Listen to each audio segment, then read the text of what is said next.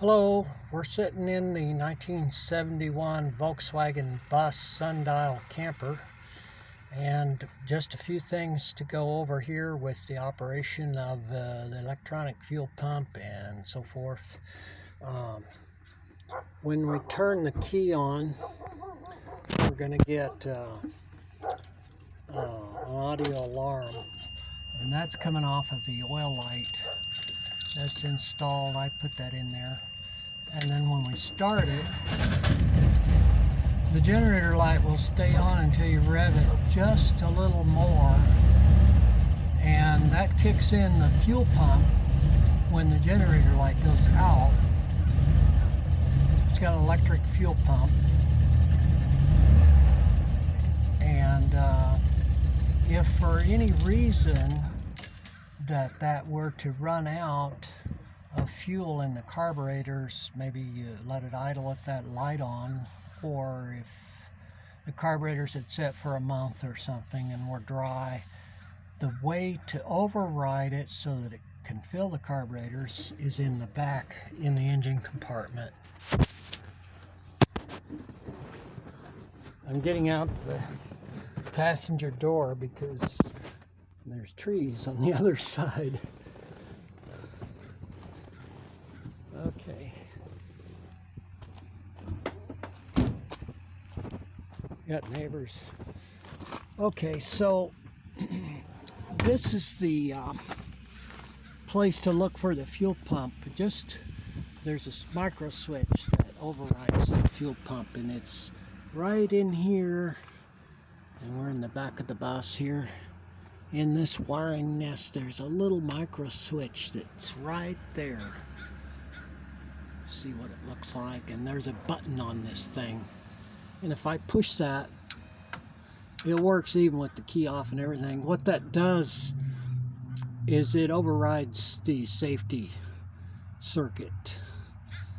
The safety circuit for this is a relay that's here.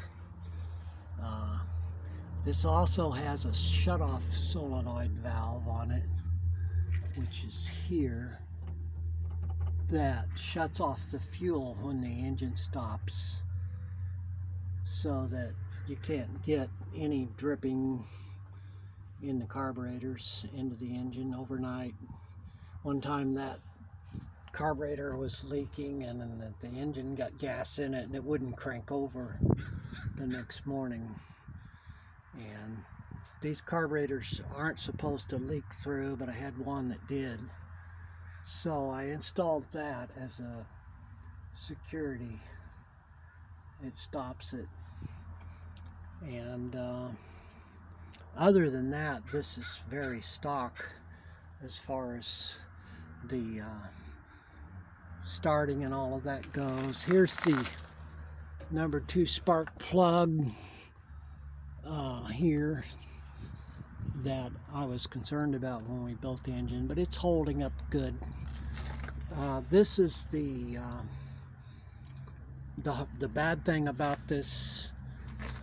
Well, there's a couple of idiosyncrasies. It's got a 74 Beetle alternator on it, which has to have a external voltage regulator, and it's just a generic one I got on eBay for 20 bucks. It's a little square box back there. And there's some issues with this old thing. It's getting hard to find parts for, but I put new bearings in it and stuff. I'm not too sure how good a alternator that is. You can pull the alternator out pretty easy since it's got the dual linkages. If you pull the tops of the carbs off, this linkage assembly comes out, and the screws here come out. If you take the stand out, you can get it out with the fan on. However, if you have a 36mm nut, you can loosen the bolt on the back of the fan. There's a 36mm back there. And if you loosen that, you don't even have to take the stand out to pull the alternator.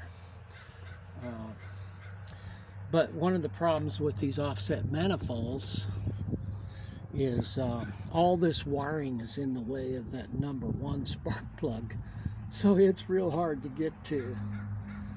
And I was running type 4 spark plug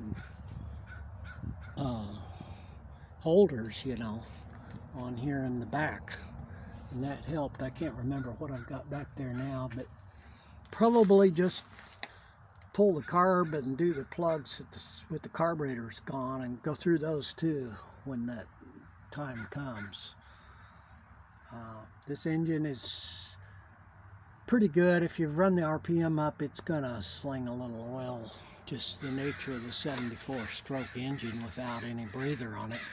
It's not much of a breather, although the stock breather is pretty good. But if you don't drive it over 65 or 70, it holds its oil fine. It'll go 600 miles on a half a quart of oil. So that's the idiosyncrasies of the 71 Volkswagen Sundial camper. And I built this engine. Any questions, get on the Samba, look for Dan W, VW, and there's a link on there to every little detail about what we did when we rebuilt this. A lot of people on the Samba gave me some interesting advice, which I ignored most of. So anyhow, take care. See you later.